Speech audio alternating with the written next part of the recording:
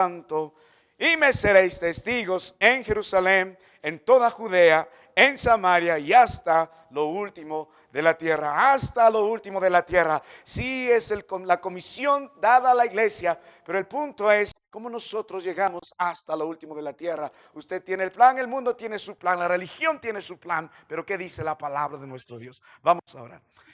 Padre, para mí es un tremendo privilegio abrir tu palabra. Te ruego esta mañana, ayúdame, Señor. Queremos ver la verdad aquí establecida. Queremos cumplir eficazmente la comisión que nos has dado.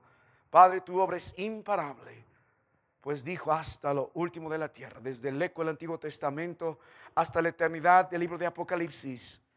Tú serás reconocido como el Señor Rey. En Cristo bendícenos. Amén. Hermano, le invito a ocupar su lugar. En el año de 1912, mientras el Titanic se hundía, el pastor escocés John Harper no buscó un bote salvavidas para sí mismo, nadaba de persona en persona gritando: cree en el Señor Jesucristo y serás salvo, cree en el Señor Jesucristo y serás salvo. Hasta que las aguas gélidas apagaron su voz, su misión fue clara: llevar el evangelio hasta su último aliento. Cuando nosotros miramos la palabra de nuestro Dios, nosotros como verdaderos testigos de Cristo Jesús, tenemos la comisión dada de parte de nuestro Dios, no solo en Mateo 28, no solo en el libro de Hechos 1, sino del libro de Génesis, Apocalipsis. El plan eterno de nuestro Dios está estipulado. Él quiere mostrar su luz hasta lo último de la tierra. Nuestro trabajo es en todo tiempo, en todo momento, en toda circunstancia, con gozo cumplir la ordenanza de nuestro Dios, de llegar con Él hasta lo último de la tierra. Pero la pregunta en el libro de Hechos, si le preguntan al doctor Lucas, si le preguntan a Teófilo, si le preguntan a los discípulos que han sido establecidos en este instante, ¿qué es hasta lo último de la tierra? Estos hombres llenos de la palabra de nuestro Dios entendían el mensaje de nuestro Dios en este contexto. Y cuando miramos las escrituras, hermano mío, la palabra de Dios dice: y me seréis testigos. Doy gracias por la sencillez de las escrituras. Dice: y me seréis testigos. Primero tiene el tenor de una ordenanza. No es opcional. No es si queremos o no escoger. No es preferencial. Es una orden. Y me seréis testigos. Viene de Cristo Jesús con toda autoridad como es Rey, mirando a su iglesia recién establecida. Dice: y me seréis testigos. Pero mi amado hermano, ¿qué es ser testigo? Doy gracias a Dios por la sencillez. No dice: y levantarás una bandera teológica hasta lo último de la tierra. No dice: y me seréis un gran maestro hasta lo último de la tierra. No dice: me seréis un gran doctor, un gran reverendo hasta lo último de la tierra. Tampoco dice, sino dice testigos. La palabra aquí más adelante va a traducirse mártir para nosotros, pero es alguien que oyó, vio, contempló, se da media vuelta y anuncia. El libro de 1 Juan 1:1 especifica claramente lo que somos, lo que hemos oído, lo que hemos visto, lo que hemos contemplado y palpado en nuestras manos tocante al verbo de vida. No podemos nosotros anunciar algo que a lo que no hemos sido expuestos. Cristo Jesús ha sido plenamente revelado a este grupo de hombres. Ellos han visto a Jesús, ellos han oído a Jesús, ellos han contemplado al Señor y ahora se han dado media vuelta y están testificando de Cristo, de su vida, de su muerte, de su sepultura, de su resurrección, de su exaltación y de su venida. Ese es nuestro trabajo, ser testigo de Cristo Jesús. Y adelante, como estos hombres hasta con su muerte dieron testimonio de Cristo, por eso le llamaron mártires. Dieron testimonio de Cristo con su vida. Ahora, cuando miramos la palabra de nuestro Dios en este precioso contexto, mi amado hermano, entonces si nosotros como iglesia estamos llamados a ser testigos de Cristo hasta lo último de la tierra, hasta el rincón de la tierra, ¿cómo nosotros vamos a hacer este trabajo? ¿Cómo lo vamos a hacer? A lo largo del libro de Hechos se puede registrar 30 años de historia, desde Hechos 1 hasta el final de los capítulos. En 30 años el pueblo que Dios escogió en este instante, un puñado de hombres, luego se establecerá una iglesia fuerte en Jerusalén, irán creciendo paralelamente en Judea y Samaria. Lo último conocido para esos días era Roma, lo más lejano. Aún en Roma el apóstol Pablo anhelaba ir a España. ¿Cómo lograron ir hasta lo último de la tierra? ¿Cómo lo hicieron? ¿Cómo fue este movimiento tan imparable? que trastornó el mundo entero. ¿Cómo fue posible esto de ir hasta lo último de la tierra? Más de 2000 años después, ¿estamos aquí o no? ¿La iglesia del Señor sigue siendo edificada o no? ¿Aún hay testigos de Cristo o no? Él prometió edificar su iglesia y las puertas del Hades no van a prevalecer contra ella. En Mateo 16, 18. Es una seria promesa para nosotros, pero es una seria advertencia para los enemigos del Señor. Oh, no importa cuántos se levanten, no importa los Napoleones, los Hitlers, todos los que quisieron oponerse, no importa los gobiernos corruptos, no importa cuánto Satanás levante y lance sus dardos de fuego, la iglesia del Señor va a seguir siendo edificada hasta lo último de la tierra. Nada va a parar al poder omnipotente de nuestro Dios y su plan eterno, la redención a través de Cristo Jesús. Es imposible. Pero la pregunta es, entonces, ¿por qué no vamos hasta lo último de la tierra? ¿Sabe qué, hermano? Lastimosamente, una de las terribles razones, estamos llenos de religión. Lo que más se opuso, el libro de Hechos, la religión organizada. Usted quiere hacer el plan de Dios a su obra. Todos quieren poner énfasis a la máscara. Nos gusta el maquillaje. Queremos tener gente, bueno, no hablemos mensajes tan dolorosos, pastor. Hay que quitar la palabra pecado. Ofende a los hermanos. No hay que hablar del dar y recibir. Quizás no vuelven la próxima vez. Y si no vuelven, amén. Ha venido. ¿Quiere o no una realidad en su vida? ¿Quiere o no? ¿Quiere seguir jugando al misionero, al pastor?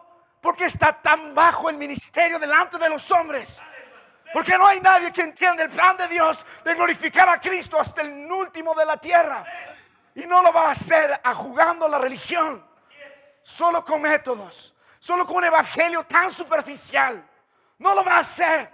Solo teniendo una linda cara. Lo que ve afuera es solamente el resultado de lo que Dios hizo por dentro. Su trabajo es la profundidad y la verdad y la santidad de la iglesia. Y el Señor es el que va a añadir a los demás. Y de Yapa te va a entregar un templo. No es al revés. Todos quieren el maquillaje. El problema es la religión. El problema es que somos tan pisoteados por el mundo y Satanás que nos miran en lo más bajo. Si Dios me llamara a ser presidente del Perú, yo me estaría rebajando al ministerio tan sublime a lo que Dios me ha llamado. No encuentro otra razón por la cual estoy. El apóstol Pablo lo puso de esta forma: ay de mí si no anunciara el evangelio. O predico o muero. Lo que somos, lo llevamos en la sangre. No dejamos de ser lo que somos, testigos de Cristo Jesús. Qué privilegio tan grande ser heraldos del Rey hasta lo último de la tierra. No tiene usted el derecho de hacer las cosas a su manera. Volvemos a la palabra del Señor.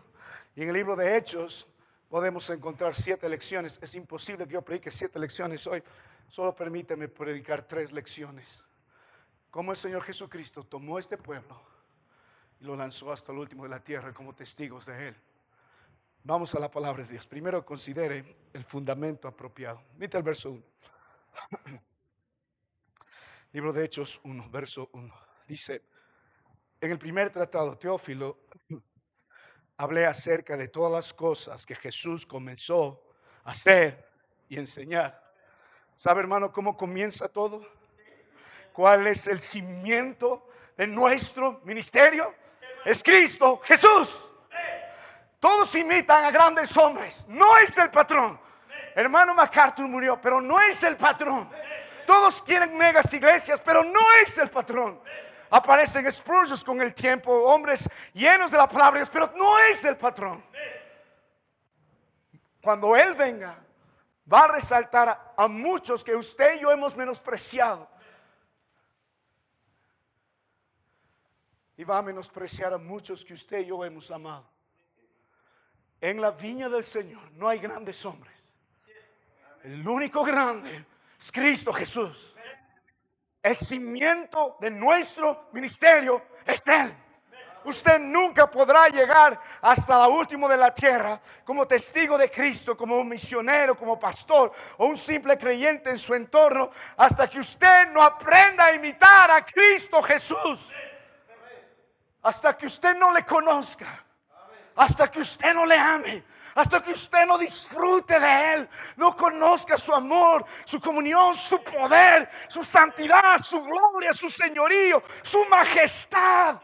Por eso predicas un Cristo pobre, un Cristo que ni siquiera puede hacer absolutamente nada. Un Cristo que tú coronaste con tu vana religión, que se acomoda a tu vida hipócrita, llena de pecado y de maldad. Y así vas hasta lo último de la tierra, farsante. O eres que anuncia al Cristo de la Biblia o no lo eres. Tu ministerio, hermano, primero consiste en imitar al ejemplo del gran misionero, que no hay otro como Él, Cristo Jesús, estando en nosotros en la tierra. Juan 1:14, y aquel verbo se hizo carne y habitó en nosotros. ¿Sabe, hermano? Lo eterno se despojó de la eternidad, se metió en lo temporal. El Creador se vistió de la creación. El Dios glorioso se despojó de esa gloria para habitar en un grupo de hombres pecadores, perros arnosos como nosotros. Y no solo eso, tabernaculizó. La palabra es como el Antiguo Testamento, hizo tabernáculo. Para entrar al tabernáculo en el día del Antiguo Testamento, imposible para nosotros. Él habitaba en lugar santo, santo, santo, santísimo. Incluso entraba un hombre una vez al año y moría muchas veces. Estabas luego en el lugar santo, entraban unos cuantos ahí. El propiciatorio, unos cuantos ahí. En el pueblo, unos cuantos ahí. Y los gentiles. Pero a través de Él entró el 3 veces santo. Tomó este grupo de gentiles y nos introdujo en una santidad inimaginable y habitó entre nosotros. ¿Cómo no vamos a seguir ese ejemplo? Cuando mira la palabra de nuestro Dios, primero Él es ejemplo en obrar. Él dice, hablé acerca de todas las cosas, verso 1, que Jesús comenzó a hacer y enseñar. Su obra fue fiel. Comenzó a hacer y enseñar. Y la obra de Cristo Jesús, estando en la tierra, consistía en ejecutar a la perfección el plan de la redención que el Padre ya había estipulado. Cuando Él estuvo entre nosotros, Él sabía perfectamente lo que tenía que hacer. No era un improvisado. No era, a ver, voy a jugar al pastor, voy a jugar al ministerio, vamos a hacer esto, vamos a hacer lo otro. Él no tiene tiempo para jugar. El destino de la humanidad está en sus manos. De un tiempo determinado, la obra de Cristo fue fiel. En cada área de su vida, lo que comenzó a hacer, también lo enseñaba. Y estando en la cruz del Calvario, cuando gritó, consumado es, mostró cuán fue el fiel nuestro Dios hasta la muerte. ¿Usted quiere la obra de Dios? ¿Quiere hacer la obra de Dios? Necesita aprender de la obra de Cristo Jesús. Más tiempo estudiando la forma en que Él obró. Su obra fue fiel. Pero también su obra fue conclusa. Comenzó a hacer y enseñar hasta el día en que fue recibido arriba. No dejó nada inconcluso. Hasta el final. Aún después, 40 días de resurrección, Él siguió haciendo la obra del Padre que le había encomendado. ¿Y sabe en qué se caracteriza la obra fiel del Señor? En su principio, en su conclusión, conforme a la palabra de Dios. Nada de lo que hizo Cristo está fuera de las Escrituras. Más de 300 profecías sobre la cruz del Calvario los cumplió a la letra. Y la obra nuestra, improvisada, siguiendo métodos, estrategias, organizaciones misioneras. Dios dio a la iglesia local ser testigos, no a las grandes organizaciones misioneras, no a las sociedades bíblicas, sino a la iglesia local, que es columna y baluarte de la verdad. Nuestro trabajo es volver a la palabra de Dios, y Dios nos dirá dónde ir, nos dirá qué hacer y nos dirá qué decir hasta lo último de la tierra. Sigue el ejemplo del misionero. Pero no solo eso, su obra no solo fue fiel, sino fue íntegra. Comenzó a enseñar, a hacer y a enseñar. ¿Sabe dónde fracasamos todos nosotros? Nuestro mensaje es tachado por nuestra vida incongruente. La obra de mi Cristo no solo fue fiel, fue íntegra. Hermano mío, quiere de veras un ministerio sólido en el Señor. Él debe obrar así. Dios llama hombres íntegros. Mire, lo siento por todos, lo siento por mí. No importa cuánto me ama la iglesia, no importa cuánto le amamos, según Tito. El día que usted deja de ser irreprensible, siéntese. El día que no es marido, no es solo mujer, siéntese. El día que no sabe gobernar bien su hogar ni a sus hijos, tenerlos fieles, siéntese. Está estorbando el ministerio glorioso de Cristo Jesús. Siéntese. El día que no tiene el carácter que Dios espera y hay una mancha grave en su vida por adulterio, siéntese. Nuestra garantía, hermano, está en nuestro testimonio. La gente de afuera no conoce la profundidad teológica, escatológica que aquí entendemos, que tiene nuestro testimonio.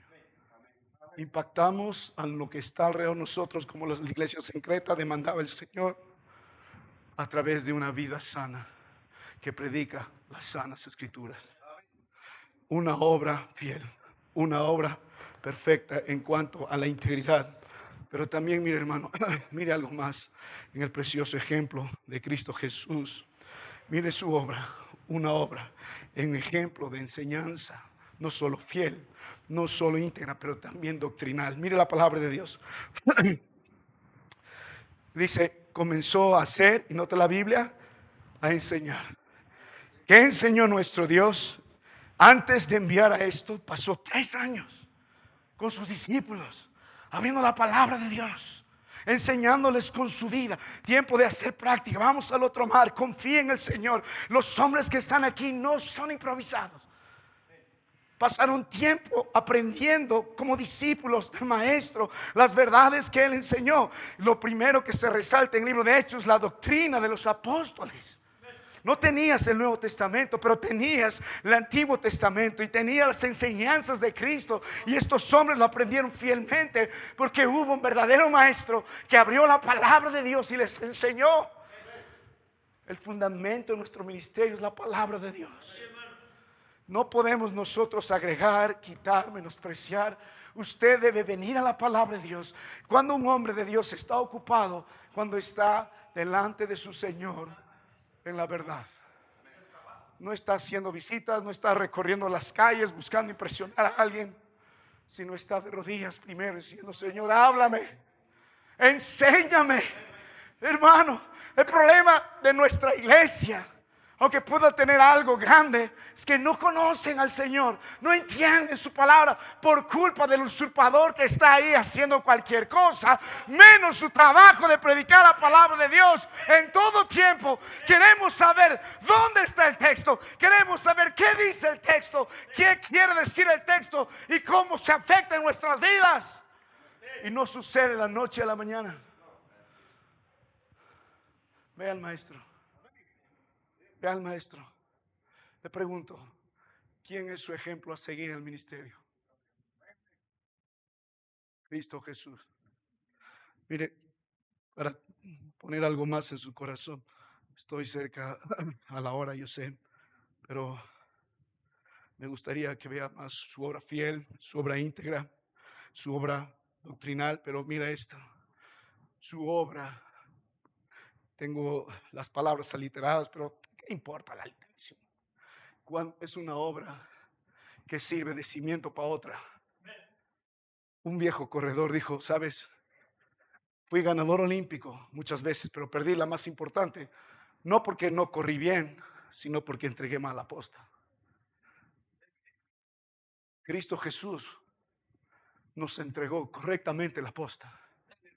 Él tenía que ascender al Padre para ser exaltado. Ahora la obra de continuar su reino, siendo testigos, ¿a quién lo dio? A las organizaciones misioneras, amén. A las sociedades bíblicas, amén. Solo a los grandes hombres, amén. No, a la iglesia local. Pero Él lo hizo tan perfecto. Él lo hizo tan sublime. Toma, qué privilegio. Él consumó su plan redentor a la perfección. El libro de Salmos 22 nos muestra esa obra desde la cruz y termina diciendo: por eso merece ser adorado, porque derramó su sangre por nosotros y sufrió externa, física, emocional, espiritualmente. Por eso dijo: ¿por qué me has abandonado? Y el Padre dice: por eso adóralo. Y ahora nosotros tenemos el privilegio de tomar esa posta y llevarlo hasta lo último de la tierra. ¿No sabe mi problema con los misioneros? No saben cuánto predico esta iglesia para ir hasta lo último de la tierra, pero no hay misioneros. ¿Cuál es tu legado? ¿Vas a traspasar una iglesia rota, destruida, en pecado, problemas? El pastor Pablo está diciendo: quiero que me recuerden por algo. No, pastor, delante de todos, yo te voy a recordar. Gracias por ser fiel. Una noticia: no es perfecto. Yo no soy perfecto. No es perfecto. Pero gracias. El Dios que caminó con Él es el Dios que quiero que camine conmigo. Podemos tomar esa posta. Sí. ¿Por qué las iglesias después fracasan? Mire, si usted mira el pueblo del Señor, ¿por qué fracasó? Primera generación fracasó. Incrédulos. Vuelvan 40 años al desierto. Segunda generación, con Josué, sí, con Josué, sí. ¿Cuál es el encargo de la segunda generación? Si entra, conquista, manifiesta mi gloria. Pero Deuteronomio 6, repite esto a tus hijos y a los hijos de tus hijos. Tercera generación. Hubo una tercera generación que no conocía a Josué. Fracaso. Yo lloro tanto. Sí, gracias por el templo. Pero si nuestro trabajo no es dejar la posta segura, preparando la generación que vendrá, todo esto es en vano. No quiero que se levante una generación que no nos conocía, que no conocía el Dios de la Biblia, que menosprecia la gloria de Dios, porque solo Dios ante nuestros ojos hizo algo así. Pero no solo eso. El templo es templo, un día se va a perder, pero las almas, la vida de los que constituyen nuestra preciosa iglesia, y cómo Dios los salvó de su humana manera de vivir y anduvo con nosotros, no queremos que se olvide. Y no es solo trabajo del pastor, es trabajo de los padres. Repetirlas una y otra vez. Y me seréis testigos. ¿Qué necesita usted? Primero, el fundamento apropiado. Imitar el glorioso ejemplo de Cristo Jesús. Su obra fiel y perfecta, su obra íntegra, su obra doctrinal, su obra al dejar el legado a los demás, su obra en la que usted y yo podemos estar. Tengo tiempo todavía, pastor, lo acordé. ¿Me queda 10 minutos? ¿Sí? ¿Estamos? Ya. Hermano, finalmente, permítame predicar algo más. Quiero mostrarle no solo el fundamento apropiado, sino miren los miembros apropiados. O sea, ¿a quién vamos a enviar? Dice la palabra de Dios. Verso 2. Sí, es bien importante. Hasta el día en que fue recibido arriba, después de haber dado mandamientos por Espíritu Santo. ¿A quiénes? A los apóstoles que había escogido. Hermano, el problema que tengo en estos días, y lo enfrenté a muchas cosas, muchos son grandemente capacitados, pero no son escogidos por el Señor. Salen de grandes universidades, grandes seminarios, creyendo porque conocen muchas cosas que han sido llamados por el Señor. Y yo estoy viendo muchas iglesias. Estuve en una iglesia hace unos 2 años. Pastor, estamos orando por un pastor. Amén. ¿Y qué están buscando, hermano? Uno que salga de este seminario.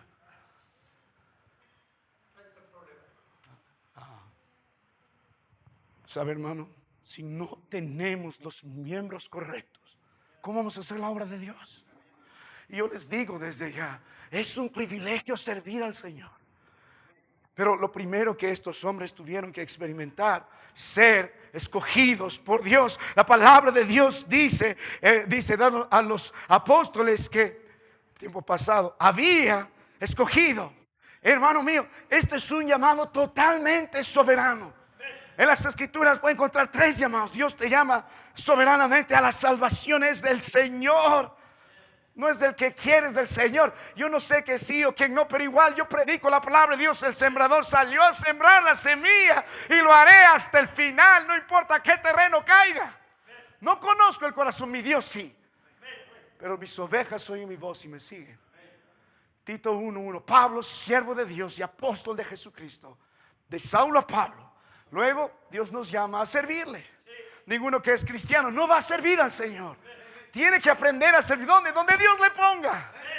Si es un hombre encargado de la portería, sé fiel hasta ahí, hasta la muerte. Ahí usted quiere. Todos quieren ser pastores, todos quieren ser grandes predicadores. De la noche a la mañana eso no sucede en el ministerio. Hasta Pablo tuvo que esperarse a sentar ahí meses. Pero ustedes son locos. Mandan a cualquiera, ponen a cualquiera, porque no hay, porque es el más talentoso. Es ridículo.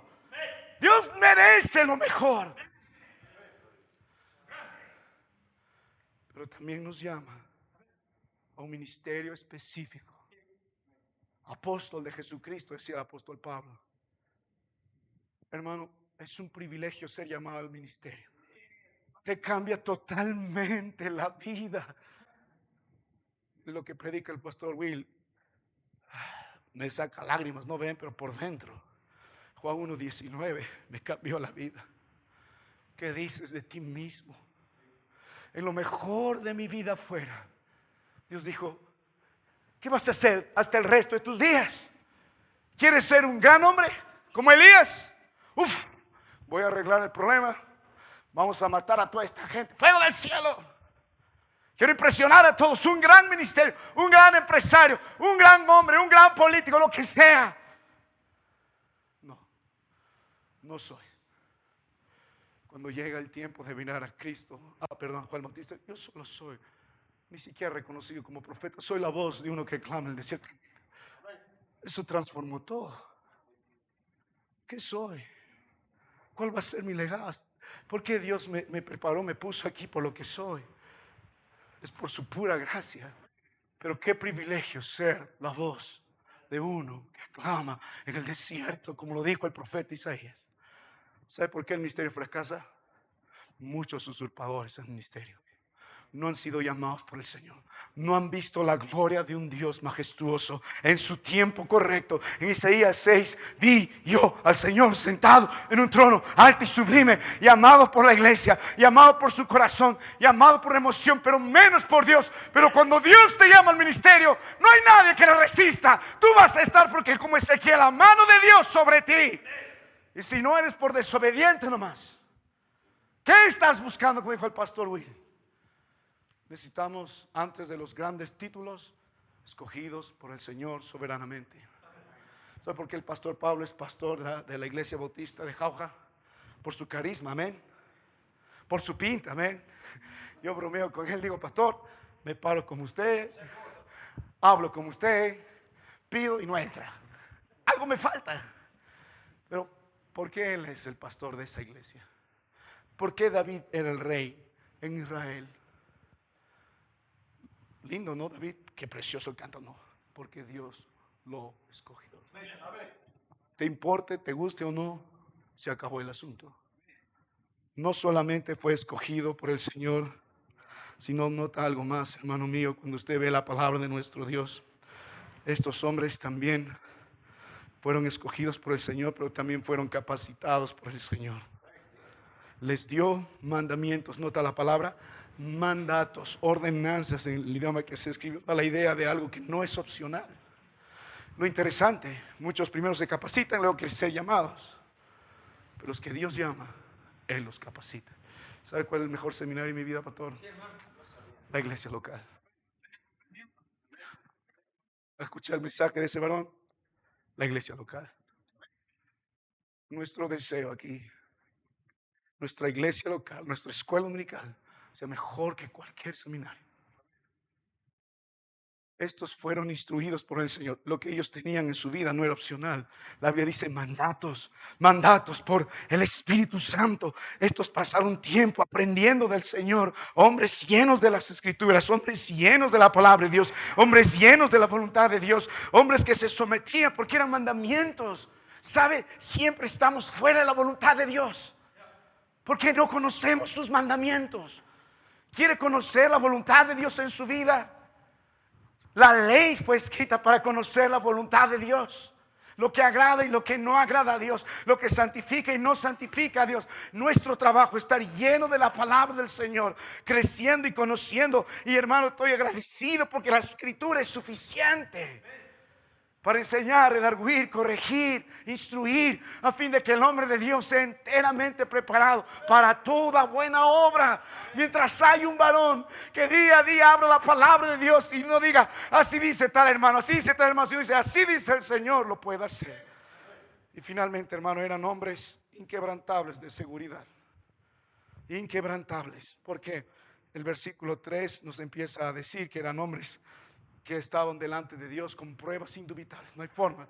Por 40 días aprendiendo que del reino de Dios, ellos creían en un Dios vivo. Hay un antes y un después. Cuando usted ve la palabra del Señor, este grupo de hombres ya no tenían miedo, ya no estaban corriendo de Cristo Jesús. Primer discurso de Pedro, 3,000 se entregaron. No importaba qué, cuánta oposición, predicamos a un Cristo vivo, glorioso, le conocemos. Mi Dios vive, está en un trono alto y sublime y va a volver. No había nada que los desanime. Con una perspectiva eterna. Que Dios me los bendiga.